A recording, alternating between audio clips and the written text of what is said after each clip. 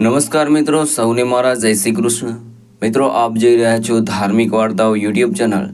તો આપ સૌનું મારા ચેનલ પર હું દિલથી સ્વાગત કરું છું। મિત્રો, આજે આપણે આ વિડીયોમાં સાંભળવાના છીએ સુખ શાંતિ અને વૈભવ આપનાર માતા ગાયત્રી માતાના વ્રતની વિધિ અને વ્રત કથા સાંભળવાના છીએ। જો તમને આ વિડીયો પસંદ આવે તો વિડીયો લાઈક કરજો, શેર કરજો અને આપ આ ચેનલ પર પહેલી વખત આવ્યા હોય તો ચેનલ સબસ્ક્રાઇબ કરી લેજો, જેથી આવનાર નવા વિડીયોની માહિતી આપ સુધી પહોંચી શકે। તો બોલો ગાયત્રી માતાની જય। ઓમ ભૂર્ભુવસ્વઃ તત્સવિતુર્વરેણ્યમ ભર્ગો દેવસ્ય ધીમહિ ધિયો યો નઃ પ્રચોદયાત। મિત્રો, જે આ મંત્ર છે તે ગાયત્રી મંત્ર છે। આ મંત્રનો જાપ દરરોજ સવારે કરવો જોઈએ અને ખાસ તો રવિવારના દિવસે અવશ્ય આ મંત્રનો જાપ કરવો જોઈએ। મિત્રો, તો હવે આપણે સાંભળીએ આ ગાયત્રી માતાનું જે વ્રત છે તેની વિધિ, અને ત્યારબાદ આપણે સાંભળશું જે આ ગાયત્રી માતાનું વ્રત છે તેની વ્રત કથા। મિત્રો, જ્યારે પણ તમે વ્રત કરતા હોય ત્યારે તે કોઈ પણ વ્રત હોય તેની વ્રત કથા અવશ્ય સાંભળવી જોઈએ। વ્રત કથા સાંભળવાથી જે આપણું વ્રત છે તે સંપૂર્ણ થાય છે અને તેમનું તમને જે ઉત્તમ ફળ છે તે મળે છે। તો મિત્રો, હવે આપણે સાંભળીએ ગાયત્રી માતાના વ્રતની વિધિ। મિત્રો, ગાયત્રી વ્રત છે તે કોઈ પણ સ્ત્રી પુરુષ કરી શકે છે। આ વ્રત સૂર્યદેવનું વ્રત છે અને રવિવાર એ સૂર્યદેવનો વાર છે, એટલા માટે આ વ્રત કોઈ પણ રવિવારે કરી શકાય છે। આ વ્રત કરનારે રવિવારે સવારે વહેલા ઉઠીને નાહી ધોઈ સ્વચ્છ કપડાં ધારણ કરીને બાજટ ઉપર માં ગાયત્રી માતાની છબી મૂકવી। ત્યારબાદ છબીની સામે સ્વચ્છ આસન લઈને બેસવું। પવિત્ર પાણીનો કળશ અને ગોળનું નૈવેદ્ય પાટલા ઉપર મૂકવું। ઘીનો દીવો અને ધૂપસળી અગરબત્તી પ્રગટાવી માતાની છબી હૃદયમાં શાંત ચિત્તે ધારણ કરવી અને ગાયત્રી માતાની વાર્તા સાંભળવી અથવા તો વાંચવી। વાર્તા પૂરી થતાં વેદ માતા ગાયત્રી માતાનું સ્મરણ કરી કળશનું જે પવિત્ર પાણી છે તે સૂર્યનારાયણ દેવને ચડાવવું। નૈવેદ્યનો ગોળ પ્રસાદ તરીકે વહેંચી દેવો। આ વ્રત કરનારે મન, વચન અને કર્મથી પવિત્ર રહેવું જોઈએ। વ્રતના દિવસે બ્રહ્મચર્યનું પાલન કરવું જોઈએ, જૂઠું ન બોલવું જોઈએ, બને ત્યાં સુધી ઓછું બોલવું અને મૌન ધારણ કરાય તો અતિ ઉત્તમ।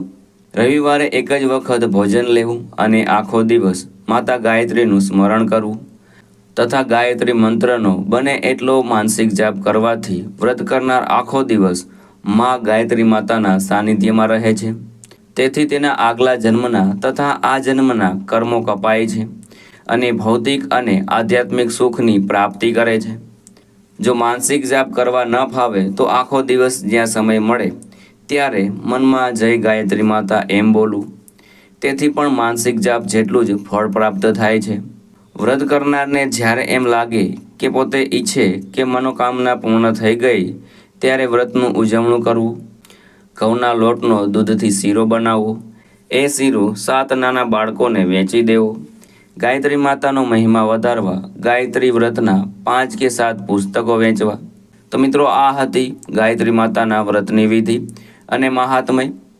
તો મિત્રો, હવે આપણે સાંભળીએ માતા ગાયત્રી માતાના વ્રતની કથા।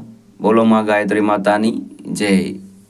ઘણા વર્ષો પહેલાં સુવર્ણ નામે એક નગરીમાં સુવર્ણસેન નામે એક પરાક્રમી, શૂરવીર, દયાળુ અને વિદ્વાન રાજા રાજ કરતો હતો।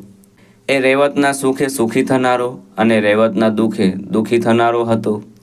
તેના રાજ્યમાં કોઈ ભૂખ્યું ના સૂતું। ગરીબો માટે રાજના ભંડાર સદા ખુલ્લા રહેતા। આવા દયાળુ રાજાની રાણી મૃગાક્ષી પણ એવી જ દયાળુ હતી। એ બહુ રૂપાળી ન હોવા છતાં પણ રાજા એને ખૂબ ચાહતો। પ્રજા પણ રાજા રાણીને આદર આપતી। રાજા રાણી બધી રીતે સુખી હતા, પણ એક વાતનું દુઃખ હતું। લગ્નને લાંબો સમય વીતી જવા છતાં શેર માટીની ખોટ હતી।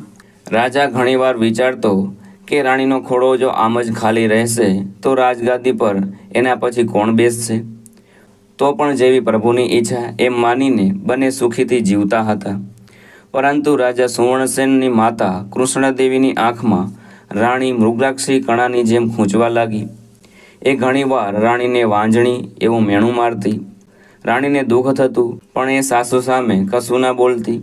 જેમ જેમ સમય પસાર થતો ગયો તેમ તેમ માતા કૃષ્ણદેવીને પૌત્રની ઈચ્છા ઉત્તરોત્તર વધતી ગઈ. એ પોતાના પુત્રને કાનભંભરી કરવા માંડ્યા, જેથી રાજા સુવર્ણસેન બીજા લગ્ન કરી લે.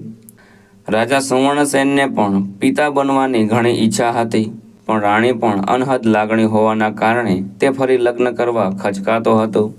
રાજાને મનોમન ગુંગળાતો જોઈ પ્રતિવતા રાણી મૃગરાક્ષીએ સામે ચાલીને પતિને ફરી લગ્ન કરવા કહ્યું. માતા કૃષ્ણદેવીએ પણ પોતાના પુત્રને ફરી લગ્ન કરવા ખૂબ ખૂબ સમજાવ્યો, પણ રાજા સ્પષ્ટ હા પાડતો નથી. માતા કૃષ્ણદેવીએ તેમના જ રાજના જાગીરદારની 16 વર્ષની અતિ સુંદર પુત્રી રૂપાને મહેલમાં બોલાવી. એનું રૂપ અને યૌવન જોતાં જ રાજા મોહાદ બની ગયો અને એને તરત જ લગ્નની હા પાડી દીધી. રાજાના ફરી લગ્ન થયા. રાણી મૃદાક્ષી કડવો ઘૂંટડો પીને રહી ગઈ. નવી રાણી આવ્યા પછી રાણી મૃદાક્ષીનો મહેલમાં એક ઓરડો સોંપી દેવામાં આવ્યો અને એક દાસી અપાઈ. જોતજોતામાં નવી રાણીએ આખા મહેલ પર પોતાની સત્તા સ્થાપી દીધી. રાજા તો એના રૂપમાં એટલો અંધ બની ગયો કે એને સર્વત્રે નવી રાણી સિવાય કંઈ દેખાતું જ ન હતું. મહિને એકાદ વખત એને રાણી મૃદાક્ષીની યાદ આવતી, ત્યારે એ એકાદ રાત ગાળવા એની પાસે જતો અને પછી ભાવ પણ પૂછતો નહીં. રાણી મૃદાક્ષીના દિવસો ઘણા દુઃખમાં જવા લાગ્યા. હવે એ ફક્ત નામની જ રાણી રહી હતી. દાસીઓ પણ એની આજ્ઞાનું ખુલ્લેઆમ ઉલ્લંઘન કરતી અને ઉપરથી નવી રાણીનો ત્રાસ તો હતો જ. એને 2 ટંક ખાવા મળતું, બાકી કાંઈ જ ન મળતું. એક દિવસની વાત છે, એક ગરીબ બ્રાહ્મણ ભિક્ષાવૃત્તિ માટે મહેલમાં આવ્યું. નવી રાણીને તો ધર્મ ધ્યાનમાં જરા પણ શ્રદ્ધા ન હોવાથી એણે તો બ્રાહ્મણનું અપમાન કરીને કાઢી મૂક્યું. બ્રાહ્મણ નિરાશ થઈને પાછો ફર્યો. ત્યાં જ મૃગરાક્ષીની નજર એના પર પડી. એણે બ્રાહ્મણને બોલાવ્યા અને પોતાના માટે મહેલમાંથી જે ભોજન આવતું હતું એમાંથી બ્રાહ્મણને જમાડ્યું. બ્રાહ્મણ 3 દિવસથી ભૂખ્યો હતો. જમ્યા પછી રાણીને આશીર્વાદ આપતા બોલ્યો, હે રાણી, તે મારી આંતરડી થાળી છે. મા ગાયત્રી તારી આંતરડી થાળશે. તું વિધિપૂર્વક માતા ગાયત્રીનું વ્રત કર. બ્રાહ્મણે ગાયત્રી માતાની વિધિ જણાવી. મૃગરાક્ષીએ બ્રાહ્મણની વાતમાં વિશ્વાસ બેસી ગયો. એણે વિધિપૂર્વક ગાયત્રી માતાનું વ્રત શરૂ કર્યું. એક દિવસ માં ગાયત્રી માતા સ્વપ્નમાં આવીને મૃગાક્ષીને કહ્યું, કાલે મહેલની દિવાલ પાછળ કેળીના ગોટલા અને છોતરા પડ્યા હશે, તે લાવીને તું ખાજે. તું એક તેજસ્વી પુત્રની માતા બનીશ અને હું સદાય તારા પુત્રની રક્ષા કરીશ. મૃગરાક્ષીએ માં ગાયત્રીના આદેશ પ્રમાણે કર્યું અને થોડાક જ દિવસોમાં એને જાણ થઈ કે એને ગર્ભ રહ્યો છે. એ ઘણી આનંદમાં આવી ગઈ. રાજા સુવર્ણસેનને પણ આ સમાચાર જાણીને આનંદ થયો અને એ મૃગાક્ષી પર તરત જ વધુ ધ્યાન આપવા લાગ્યું. માતા કૃષ્ણદેવીને પણ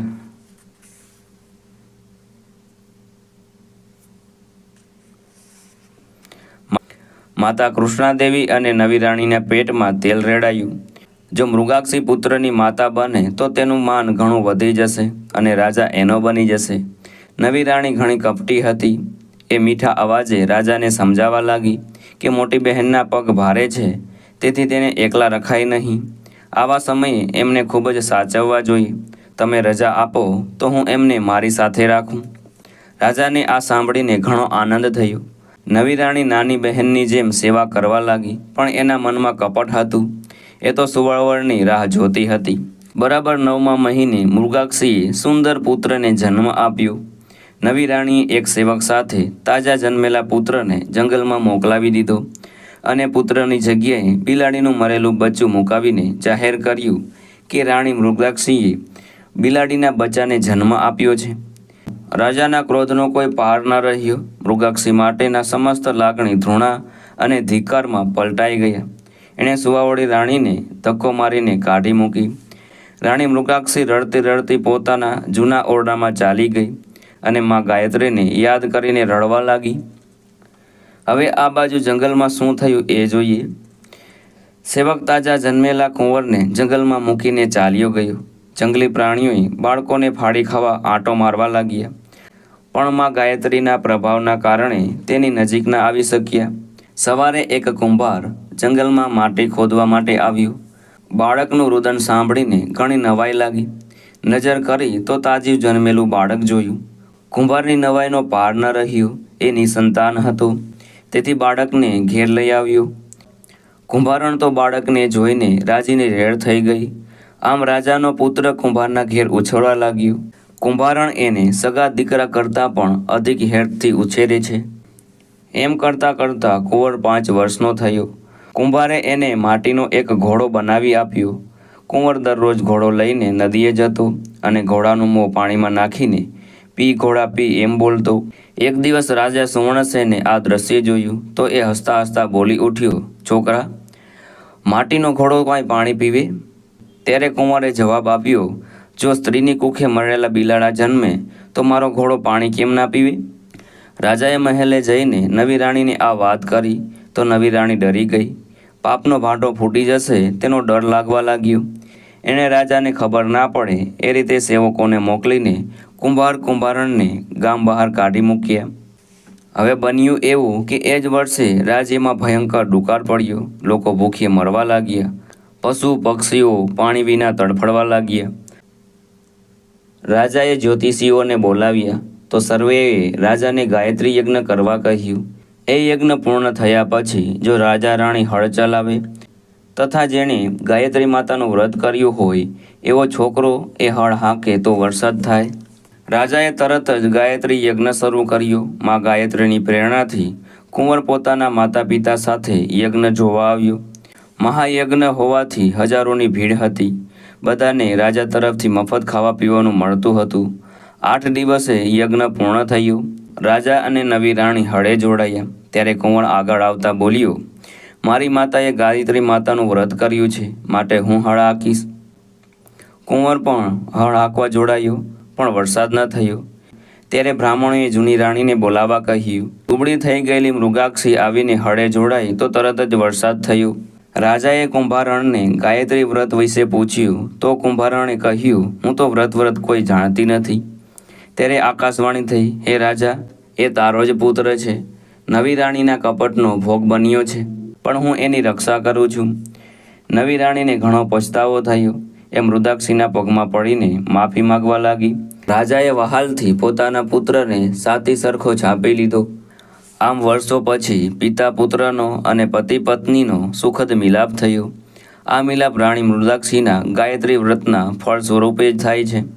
આ વ્રત જેવું રાણી મૃગાક્ષીને ફળ્યું તેવું વ્રત કરનાર, વ્રતકથા કહેનાર તથા વ્રતકથા સાંભળનાર સૌને ફળજો. બોલો માં ગાયત્રી માતાની જય. મિત્રો, જે આ ગાયત્રી માતાના વ્રત કરવાથી પુણ્ય મળે છે એ જ પુણ્ય ગાયત્રી માતાના મંત્રનો એટલે કે જે ગાયત્રી મંત્ર છે તેનો 11 વખત દરરોજ જાપ કરવાથી પણ મળે છે.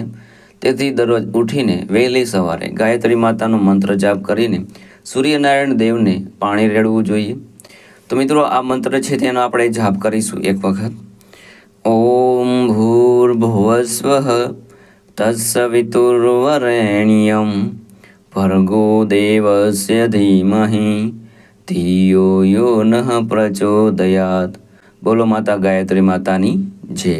બોલો ભગવાન સૂર્યનારાયણ દેવની જય. મિત્રો, મને આશા છે કે આપને આ વિડીયો જરૂર પસંદ આવ્યો હશે. મને સાંભળવા બદલ આપ સૌનો આભાર. સૌની મારા જય શ્રી કૃષ્ણ.